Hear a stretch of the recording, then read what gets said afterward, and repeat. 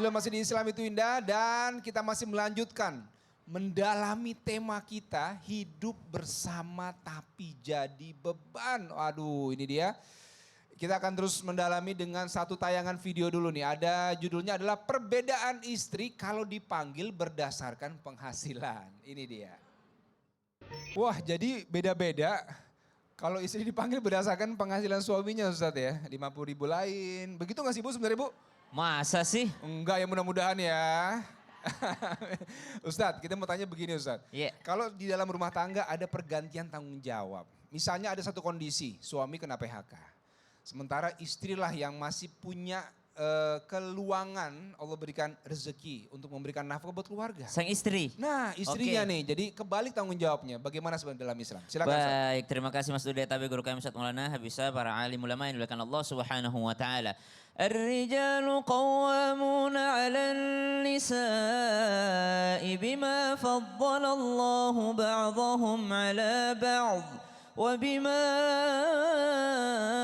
anfaqu min amwalihim. Ada tugas berat dari Allah Subhanahu wa taala bagi seorang laki-laki, maka dia tugasnya anfaqu min amwalihim, memberikan nafkah. Tapi di ayat yang lain dalam surah At-Talaq ayat 7 Allah Subhanahu wa taala berfirman, لينفق ذو سعة من سعته ومن قدر عليه رزقه فلينفق مما آتاه الله.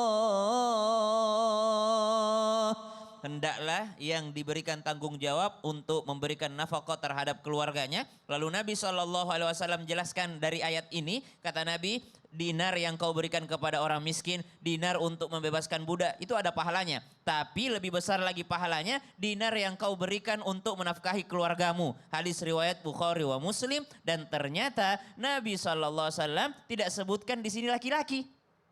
Jadi bisa saja yang menafkahi keluarganya pada saat tertentu itu adalah sang istri. Kalau laki-laki menafkahi keluarga itu bentuk kewajiban dan tanggung jawabnya. Tapi kalau perempuan, seorang istri yang menafkahi anak-anaknya, seorang istri yang membantu ekonomi keluarganya, maka dia bernilai pahala yang luar biasa. Ada beberapa kondisi di mana seorang istri bisa dia melakukan pekerjaan membantu ekonomi keluarga. Di antaranya yang dipertanyakan tadi oleh host kita Mas Dude. Apa itu? Suami dahulu kerja, tapi ternyata dia kena PHK, tidak ada lagi penghasilannya. Maka sang istri sudah termasuk dalam alasan syar'i untuk dia bekerja dan mencari nafkah, membantu ekonomi keluarga. Di antaranya apalagi? Seorang suaminya sakit, subhanallah. Sedangkan anak-anak ini butuh uang buat sekolah, butuh biaya untuk pesantren misalnya, butuh biaya untuk mengaji misalnya. Maka subhanallah sang istri dengan segala keterbatasannya, dibatasi oleh syariat,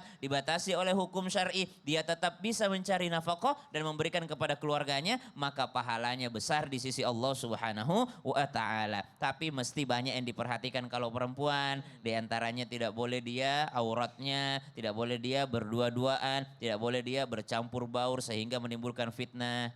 Masya Allah. Jadi kalau istri memberikan nafkah juga kepada keluarga itu pahala besar buat istri. Oh, pahala besar karena Nabi tidak mengatakan laki-laki yang memberikan nafkah, tidak. Nabi mengatakan orang yang memberikan nafkah. Jadi bisa laki-laki, bisa perempuan. Karena dalam kondisi tertentu ada kalanya laki-lakinya lagi tidak bisa nih karena PHK, karena apa segala macam. Sedangkan perempuannya punya posisi yang bisa menafkahi. Masya Allah. Terima kasih. Boleh tepuk tangan buat Ustadz Syam.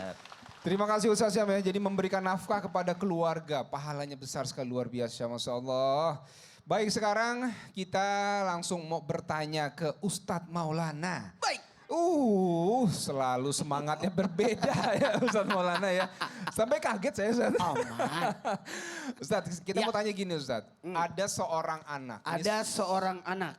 Seorang anak nih. Seberapa anaknya? Gini. Ada seorang anak. Nah, seorang anak tapi dia tumbuh di dalam kondisi ayah dan ibunya yang sering bertengkar. Bahkan anaknya menjadi trauma, secara psikologis agak terganggu. Ini sebenarnya kondisi keluarga hidup bersama tapi penuh dengan trauma. Bagaimana dalam Islam? Silakan Ustaz. Baik, makasih banyak. Izin Habib dan Ustaz Syam dan semuanya guru-guru kita dimanapun berada, termasuk yang ada di sini, termasuk orang tua dimanapun berada, dan termasuk sebuah keluarga yang lagi menyaksikan. Ingat, anak itu aset kita. Betul tidak? Rawat anak-anak itu dengan baik. Perlihatkan keteladanan yang baik.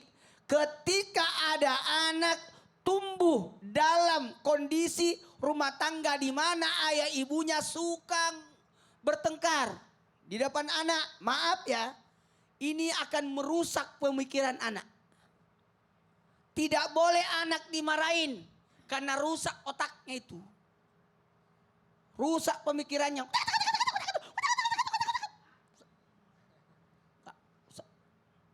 Apalagi, mohon maaf, tumbuh kembang anak tidak bagus. Bukan berarti saya tumbuh kembangnya nggak bagus. Berarti orang tua saya bermasalah ya. Saya begini, ya beginilah. Nggak ada urusan. Maksudnya tumbuh kembangnya nggak bagus. Tingkah lakunya nggak bagus. Ingat yang ketiga, karena anak itu adalah peniru. Apa Bu? Peniru, spon. Apa yang dilihat, apa yang disaksikan, karena orang tua itu bagian daripada yang membentuk anak. Ayah penanggung jawab, ibu pemberi kasih sayang, lingkungan yang mewarnai, bacaan yang mengisi. Kan itu semua. Dan itu terlibat. Mohon maaf ya. Saya bersyukur sampai detik ini anak saya umur 16 tahun, yang kedua 14 tahun, yang ketiga 12 tahun, yang keempat 10 tahun. Empat-empatnya saya tidak pernah marah sama anak saya. Sampai detik ini. Enggak. Saya tidak setuju kalau ada orang suka marahi anaknya. Tidak setuju saya. Anak itu tidak bisa dimarahi. Jamaah. Pemikirannya, tumbuh kembangnya, spon, peniru terbaik. Hati-hati. Apa yang dilakukan anak itu sesuai dengan apa yang dilakukan orang tuanya. Dan yang keempat, anak itu tumbuh dengan rasa takut dan merasa tidak aman. Tumbuh dalam rasa rasa takut dan tidak aman. Sebenarnya anak itu merasa aman dan nyaman ketika berada di rumah. Tapi ini justru kebaliknya. Makanya anak-anak itu yang tumbuh dalam keadaan seperti ini kan rusak masa depannya. Nauzubillah summa nauzubillah.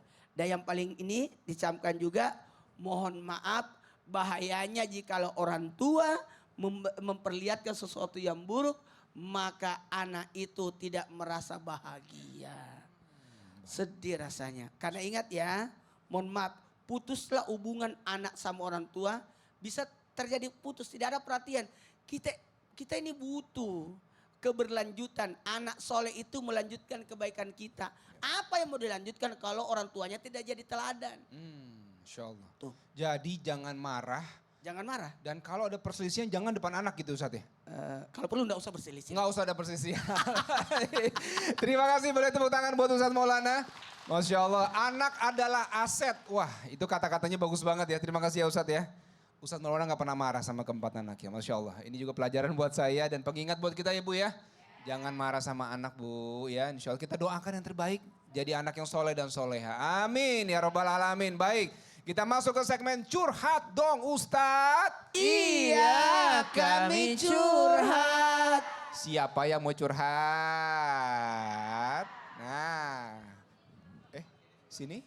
Sebelah sini dulu ya Bu ya. Maaf ya Bu ya, sebentar. Siapa Ibu tadi? Ya silakan Ibu, boleh maju ke depan sini. Silakan curhat kepada Habib dan juga Ustadz Syam. Ibu silahkan. Di tengah-tengah boleh Ibu, mohon maaf. Sebutkan namanya. Assalamualaikum warahmatullahi wabarakatuh. Waalaikumsalam warahmatullahi wabarakatuh. Nama saya Nur Aini. Mau tanya Ustadz. Kesini Bu. Nah, Ke depan aja Bu, ke Oh kamera. iya, masuk ke depan boleh. saya mau curhat Ustadz. Saya di rumah mempunyai anak 2, tapi bukan anak saya, anak adik saya. Oh, baik. Adik saya sudah meninggal, sudah kira-kira 20 tahun lebih. Jadi yang satu anak saya yang laki-laki sudah berumur 31 tahun. Dia mau menikah enggak jadi, mau menikah lagi enggak jadi. Apa doanya dan apa salahnya? Dan yang satu lagi yang perempuan, aduh Ustadz kalau diomongin enggak mau nurut. Saya ingin bertanya Ustadz, apa sebabnya saya ini? Karena saya bukan ibunya. ibu apa? Ibu Ayunya. Oke. Itu Ustaz yang saya tanyakan. Baik, Ibu. Kakak Ayu. Kakak Nah. Ayu, ya. Terima kasih Ustaz. Baik, Ibu, ini curhatannya kita akan jawab ya. Ustadz dan Habib akan jawab, tapi setelah yang satu ini. Jangan kemana-mana, tetap di Islam itu indah. Jamaah, oh jamaah. Alhamdulillah.